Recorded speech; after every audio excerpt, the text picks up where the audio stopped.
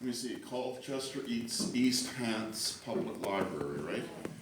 AKA the Truro Public Library, which is where we're sitting right now. Now, for those of you that don't know, I was born and raised in, let's say Torbrook Mines, Greenwood, Truro, Bible Hill, and then onward and upward from there. I think I've spent maybe, 5 or 6 years here in Truro, formative years. At least, yeah. CEC alumni, as Paul would say, would witness to. And Steve, Marie's brother Steve, we were close, best friends in high school, Marie Brown's. And so I do have kind of a connection to this neck of the woods. And actually that is reflected in quite a bit of the writing in my first book. I'm going to give you my life story in about 30 seconds or less, because it kind of comes into play with the writing of the books.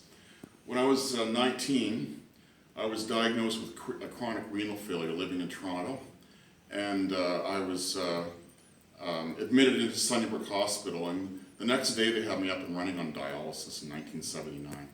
Now, 10 years before this, kidney failure was a death sentence. So I was in the right place at the right time in 79. They had the technology to save me. And then only 7 months later, my brother Steve stepped up and donated one of his kidneys to me, which lasted for over 34 years. And during that time, I got on with my life, and actually I always wanted to be a painter, and I always wanted to paint murals. Because in Toronto, when I was diagnosed with kidney failure, living at Sunnybrook Hospital, I painted my first mural called Recovery, and it was a patient getting up from a bed, wheelchair, cane, crutches, walking, and as the patient got feeling better, his colors got brighter. And so that mural ended up being revisited several times over the years, and in 2015 I actually revisited it for a final time and created the artwork for the cover of this book here. And the only difference in this design is that the last figure walking off the canvas in this case becomes sort of three-dimensional with a drop shadow, and also he has a transplanted kidney in his lower abdomen. So this mural on the cover of this book is actually a visual prayer for every dialysis patient and every donor and recipient around the world, and there's millions of us. So it's like a broadcasting out to everybody that's in the situation of being on dialysis or even before pre-dialysis that needs a kidney transplant to get back to their life. So 34 years passed, glorious years, with totally robust health. And, most of my family, even my wife, didn't even really think about the fact that I had a kidney issue because I had such a thriving life and thriving health. But in May of 2014, my kidney function petered out, so now I'm back on dialysis again, waiting for a second transplant. So if anybody in this room has any spare parts, give my transplant coordinator a call. You know what? Every time I'm on a television or a radio or a podcast interview, I always say that if anybody out there is listening and you're extremely healthy, then feel free to call my transplant coordinator. And the wonderful thing about donating a kidney these days, a living kidney donor, is you get such an amazing health workup. There's no way on God's green earth that you're going to be able to donate a kidney unless you're 100% healthy. And so actually about 4 or 5 people have been tested now to donate a kidney to me, and they all have found out in the process that they have underlying health issues that disallows them to donate, which is positive for them, because all of a sudden, I have inactive TB. I need to do something about this. They have no idea until they get worked up. That's the positive side for potential donors. Basically what happened was when I went back on dialysis, I realized I have 12 hours of me time a week. Because you're on 4 hours 3 times a week, right? And so I went out and bought a laptop, and I started. I don't know if you guys are old enough to know what longhand on loose leaf is. I had a pile of that. And so I started typing, and within a year and a half, I had my first book published. Because I realized it's now or never. Sometimes you just kind of put things off, right? But when you have a sort of a health crisis or urgency, it's like, okay, I'm doing this, right?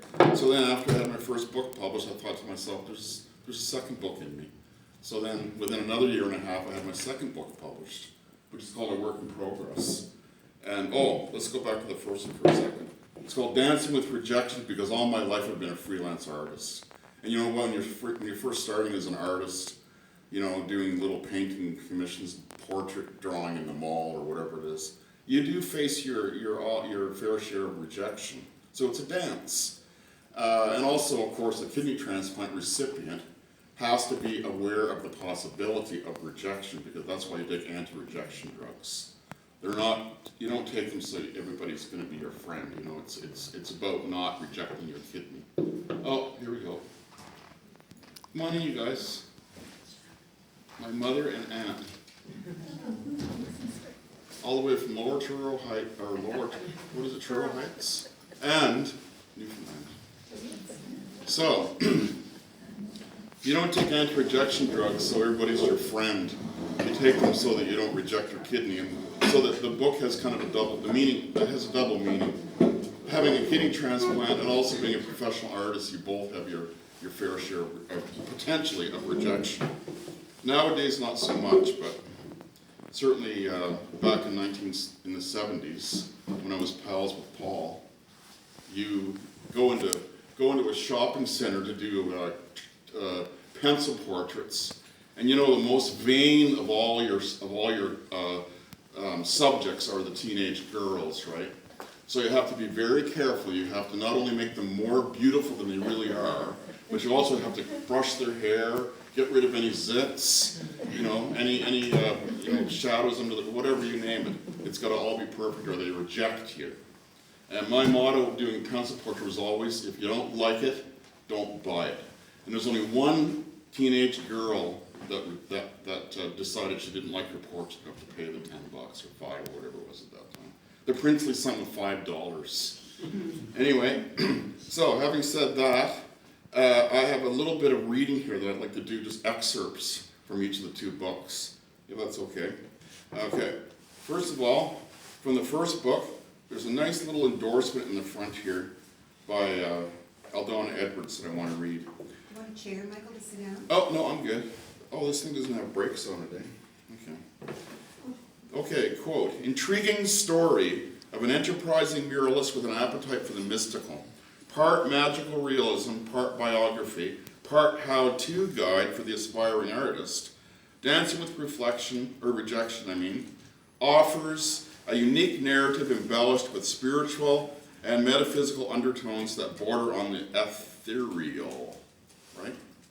Michael's saga takes the reader on adventures that include his formative childhood, bohemian, in air quotes, lifestyle, a near-death experience with kidney failure, and eventual success as a renowned mural artist.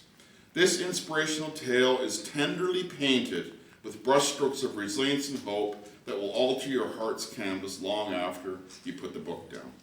Aldona Edwards. Okay. Incidentally, this book is dedicated to my dad. Hi, Lisa. My father, Robert Joseph Gaudet, who was struck down before his time on November the 22nd, 1963. And if that date sounds familiar, it's the same damn date that John F. Kennedy was assassinated. My dad died. 2 in 1 day. Down. Believe it or not. Okay. Now, maybe I should give you guys a little bit of a warning. This is fairly graphic, what I'm about to read here. And it's probably not the easiest part of the book, but a moment later I was safely on the bus as it lurched toward the hospital. This was after I visited a doctor when I was living and working in Toronto. He said you should go to Sunnybrook to see an ear, nose, eyes, and throat specialist. As it was my habit of late, I started to feel lured into drowsiness before slipping into first a brown and then a gray fog. The bus interior around me faded away to a hazy brown, then lapsed into a poisonous gray mist. A slap struck me fully across the face, and I was shocked with a rush of adrenaline back from my murk to the lucid blue interior of the bus. And I should point out, this was in 1979 this was written from. My father, Robert, was sitting casually beside me and lightly chided, "Hey, bud, it's only 1:11, it's the middle of the day. No time for a coffee break. Get on the ball, Mike." Feeling totally agreeable, I smiled and sat, looking around bright-eyed. Very soon the browning and then the gray filmy fog crept back. Drifting towards a coma again, I felt a most tenacious slap for a second time across my cheek. Flushed with the sudden stinging pain, I turned to see my father sitting on the bench beside me, but this time more mocking. Any kids here? "What's the matter, you lazy shit? Straighten up your spine. Come on, up and at 'em." "Sure, Dad, you're right, whatever you say," I slurred almost inaudibly. A third time I felt myself drawn helplessly towards the gray otherworld, and the third time I was assaulted by an even rougher slap. My father was incensed at this unacceptable behavior. "How dare you even consider dying now? You're acting like a worthless bum. It's the middle of the day. You should be wide awake, you lazy SOB." This was pretty strong language, and also the first time I'd ever been hit by my father. 3 times. The interior of the bus came abruptly back into a hazy focus as the driver announced, "Sunnybrook Medical Center, emergency entrance." I had asked him on boarding to call at the stop. Weaving a little, I stood to make my way down the aisle towards the open door, off the bus, and through the shining glass automatic doors of the emergency department. I'd forgotten all about my father sitting on the bus beside me, dead to the world for some 15 years. Hadn't even bothered to say, "Thanks, Dad," or "See ya." Suffice to say, when I went into the emergency department, they were actually absolutely shocked that I was able to walk in under my own locomotion because my lethal blood levels were so high. That's just a little introduction to what this is about. Okay, and then I just described my very first miraculous dialysis therapy, which saved my life. He then separated the titanium coupler at the center of the lines and separated them. At that moment, the blood flow was temporarily arrested through the vein and artery in my ankle. He grasped one of the lines that had been suspended at the machine to lock it into place onto the lines of the shunt. He did the same with the other one. After securely taping the joints, then taping the whole configuration to my ankle, which elicited a yelp of protest, Edgar punched a button on the machine and it whirred to life. I silently watched as my blood coursed ahead into the clear plastic tube, racing to reach the pristine white filter about the size and shape of a pop can. In an instant, my filthy blood seeped hungrily into the filter. I watched as the interior of the canister blushed red, then as an overpainted, wet-on-wet watercolor, it was utterly transformed to a rich, toxic red. Then the red sprung forth through the filter and snaked rapidly through the venous line to plunge back into my bloodstream. Hours later, there were discernible improvements in the toxic constituents in my blood. The filter was doing its work. Awesome. Okay, fast forward about 3 or 4 years. Several meetings with highly placed women at a local university aimed at expanding my contacts and perhaps opening up some windows of opportunity were conducted to set gears in motion. The women enjoyed my portfolio such as it was in its infancy. They were particularly impressed with my painting of the womanly angel cradling as a mother the embryonic earth. They were deeply moved by this image and also the symbolic rendition of the Trinity. The Trinity was point down. Although I'm going to have to just explain a little bit. I had come up with this idea for a mural called the Trinity for St. Mary's Basilica when I think I was about 21. And I just had this idea of a triangle like this here, and with 3 triangles inside like a Mercedes-Benz logo. And on top there were the hands of God, face of Jesus, and then part of the Holy Spirit, the dove. And I took this sketch in my sketchbook to the Archbishop and very boldly announced that I had this concept for the Trinity, which was kind of a mystery to me as a faithful catechism student. Anyway, the Archbishop actually looked down his long nose and said to me, you can do a mural in the St. Mary's Basilica here of this image. So all I had was a pencil drawing, for God's sakes. So he agreed, and I went ahead and did the mural. Okay. The Trinity was point down. Although I was unaware of the importance of it at the time, the women pointed out to me that this configuration of the triangle has a strong feminine nature. It symbolizes the vulva. As such, it infuses the image with a feminine aspect. This observation, coupled with their appreciation of the womanly angel, won them over. So basically what they did was they gave me the address of a guy in Montreal who was a liturgical designer. He's a church architect. And they said I should write him a letter with my little portfolio. And so I did. And I put the whole thing out of my mind. Little did I know that in a few months I'd be working in Montreal with this guy. He said he had about 15 different artists drop in off the street to try to get a job working with him, and they all got basically booted out. But somehow he liked me, so I started working with him in Montreal a few months later, thanks to the women at the college. Okay, fast forward. This is working with Father Felix in Montreal. Another time, the priest advised me, I have a bit of a problem with the way you have represented the Trinity in your mural at the Basilica.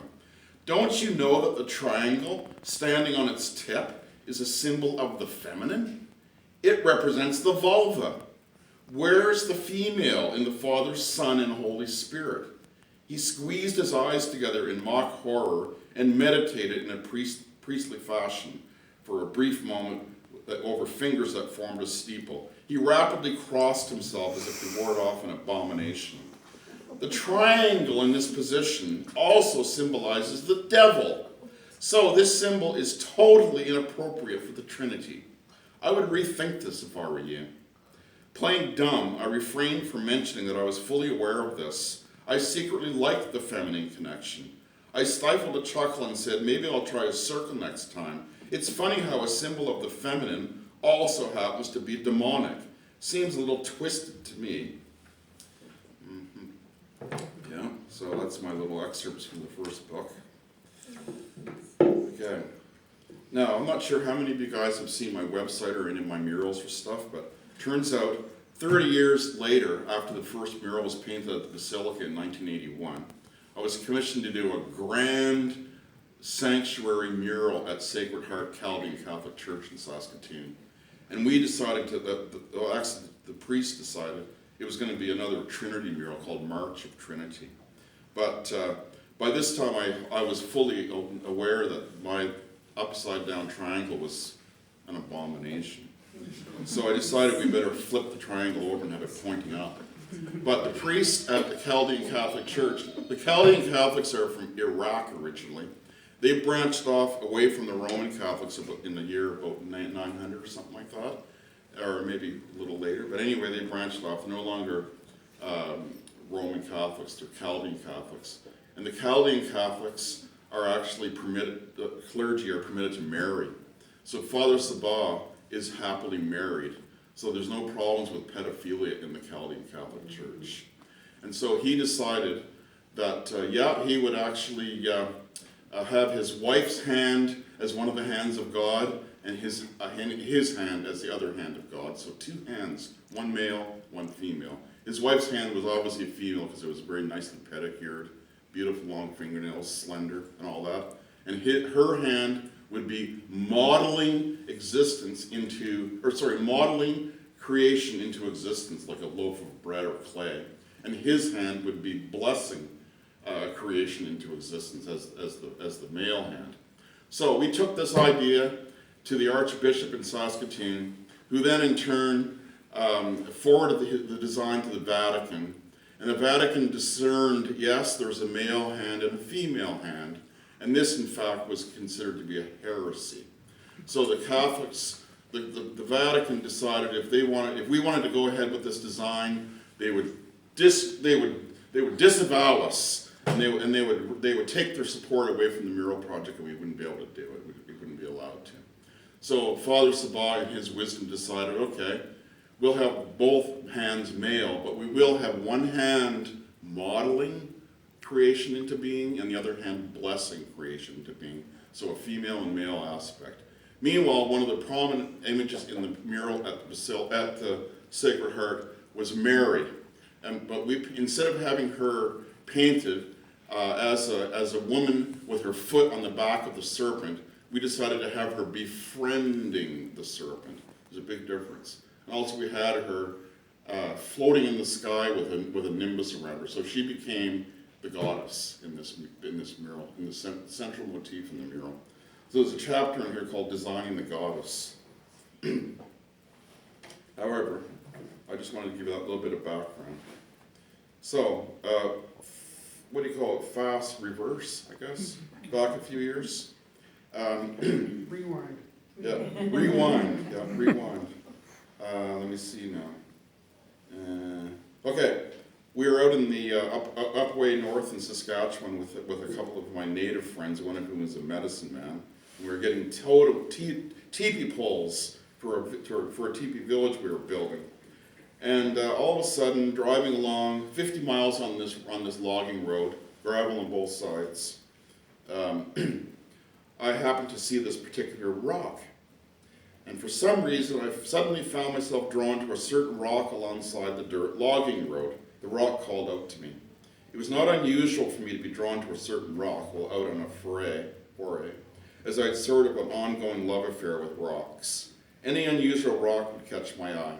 Not that I would actually always bend over to pick up the rock. It had to be pretty special to warrant that. This one particular rock elicited an immediate response from me as I walked over to where it lay, and without a second thought, I swept my hand down to heft the oddly configured thing in my hand. It looked like a wedge-shaped piece of light brown cake. Upon closer inspection, I noted with a little thrill that there were serrated marks on the leading edge of the wedge. The bottom side was smooth and polished.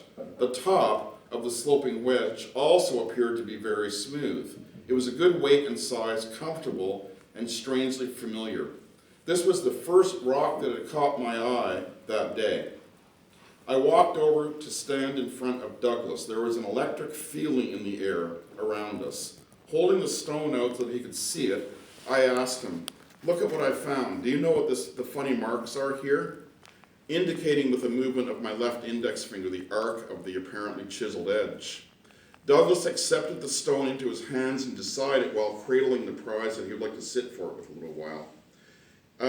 He spoke in even measured tones after the 15 minutes in the truck with it. "This is thousands of years old. It's an ancient hand-tooled adze. Where did you find it?" I gestured casually over to the spot, just over there. And Douglas handed me the wedge-shaped tool. "You see the edge there? That's hand-tooled. This is a real artifact. It's a gift to you from the ancient spirit manatee. It must have come down from the north with all that gravel alongside the road. You just happened to see it?" And then Reggie spoke. "This is a gift from the Great Spirit to bless this harvest of teepee poles." I was feeling euphoric and trembled a little as I ingested the power of the precious present. "What should I do with it? Throw it back in the gravel? Give it to you? What?" Douglas replied huskily, "No, you keep it. It's a gift from the Great Spirit to you. You were led to it. You found it. Now take it home with you." There's a picture of me holding this rock in the book, right? And you know what? In the last 20 years or so, I've had people give me deer skins that were unfinished, just like deer hide from hunting. And this rock actually works perfectly for cleaning the fat off, and it also works perfectly for cleaning the hide, the hairy side. So you get finished rawhide for drums with this thing. Okay, just I guess the right place, right time, eh? Okay, fast forward. I ended up meeting the love of my life in Saskatchewan a few years later, and we were out in Vancouver. And on our way back, once we got settled into our cozy room and got the satellite TV up and running, Sharon turned back the covers of the big comfy bed. We noticed a mall with a liquor vendor across the highway, so I jumped in the car to race across for some snacks and a bottle of decent scotch, which I carried back to our room. Sharon was in a deep sleep when I got back to her after This is after we woke up. After a couple of insistent urges, she rolled out of the luxurious bed to get dressed. In a few minutes, we were driving back into the mountains. I could hear her gently snoring in the passenger seat as I aimed the car east. Funny thing, I was hoping, even expecting, that I'd see a hint of the rising sun at any time now, as she had set the alarm clock for 7 o'clock. Away we rolled in the pitch black night, and even as we rose up out of each precipitous valley, I would think, just past this next rise, we would catch the rising sun. But no, instead it seemed to be just only growing darker. Alarmed, I asked her, "What time is it, like 8:30? She looked at her watch and said in a small voice, "It's 3:45. I must have set the alarm clock back instead of ahead. She had been compensating for time zones in her calculations, but got it perfectly backwards. I inwardly groaned, but kept driving until we came to a 24-hour truck stop. Pulling in, I quickly put the car in park and crawled into our sleeping arrangements in the back, thinking ruefully of the lovely bed we'd left a little prematurely behind. Okay, fast forward. In the year 2000, I was approached to do a big mural, a public mural on a brick wall in downtown Saskatoon called A Green Broadway, and it gained me a lot of notoriety and tons of publicity. So since then, I've been busy painting murals since the year 2000. It's never let up. Another mural project a few years later was in Nipawin. And I decided to include a delegation of First Nations elders mingling with the crowd on the platform, this is in the mural, after I realized they were such a prominent asset to the community. One of the members of the mural committee raised an objection to this, saying that during the time frame we were working on, this was in probably circa 1920 or something, the mural, historic mural, all of the, quote, Indians would require a special pass to get off the reserve. So it only followed that they would most likely not appear on the platform. I took umbrage at this as a somewhat racist attitude, but kept my objections under my hat. However, that very night, I returned to our lodgings to revisit the colored rendering of the mural that was previously approved by the committee. Can you keep a secret? I went in and made some subtle adjustments to the mock-up, adding feather headdresses, braids, and beaded jackets to a few of the figures on the platform. Now there could be no objections to my spontaneous decision to showcase my First Nations friends on the platform, as my mock-up had been approved by the committee. Okay, fast forward. Little Manitou Lake Primer, which is where my wife and I live. When we wrapped up a large commission, it was our prerogative to take a little time off to enjoy the fruits of our labor. Our home is just a few minutes easy stroll from the shores of Little Manitou Lake, which is a special, even sacred, place of healing. Manitou Lake is an inland salty sea, 7 times more buoyant than the ocean. Underground mineral springs constantly feed the water with a rich brine of iron, magnesium, and phosphates that create the warm golden glow. These minerals are in suspension, so the health benefits may be experienced as they migrate through the pores in the skin to relax and rejuvenate. Any little nicks, scratches, or insect bites will immediately sting upon contact with the water, but within a few minutes, the stinging disappears. The exact dynamics are not clearly understood, but suffice to say, a small cut or abrasion is not only disinfected by the waters, but the healing is dramatically accelerated. And now, finally, the angel dance. Make no mistake about it, it's no easy thing to scrape together a viable livelihood as full-time freelance artists. It's not the most reliable or consistent source of income by any means. Every so often, when we were really feeling the pinch, we'd come together to battle this cruel spoof that we were living in poverty. Sharon dismissed this notion and said, money isn't everything. Think of all our blessings. We have friends who love us, we have our health. We just have to put our energy to the universe. Very positive energy. The universe will honor that kind of invocation. Just have faith. Okay, now, We faced each other. She moved in closer to make full body contact. I could feel her soft breasts nuzzling into me. She was deliciously formed and she trembled under my gentle caresses. She lifted up her arms to form a Y from her body.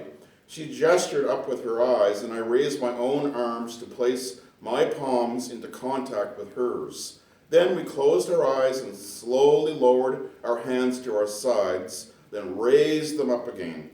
Energetic colored waves in the air described the elongated oval that our arms had traced in space. We were breathing slowly in unison, taking in large lungfuls, and then expelling our breath in a cycle. As our breath quietly swelled in and out, we continued to raise and lower our arms, and we synchronized our breathing. Every motion of our arms created a beautiful set of aura wings that were at first muted pastels and grew steadily in intensity to gorgeously rich hues. The beautiful wings fluttered in unison with our bodies as we silently danced. I was smiling in bewilderment. My eyes were twinkling wet. I laughed softly in a husky voice from deep in my chest. Did you see what I saw? The wings? All colored? Weren't they beautiful? You saw them too? Yes, I'm still tingling. Tingling? I'm on fire. True story. I wouldn't make this up. And that, my friends, are my little excerpts from the two books.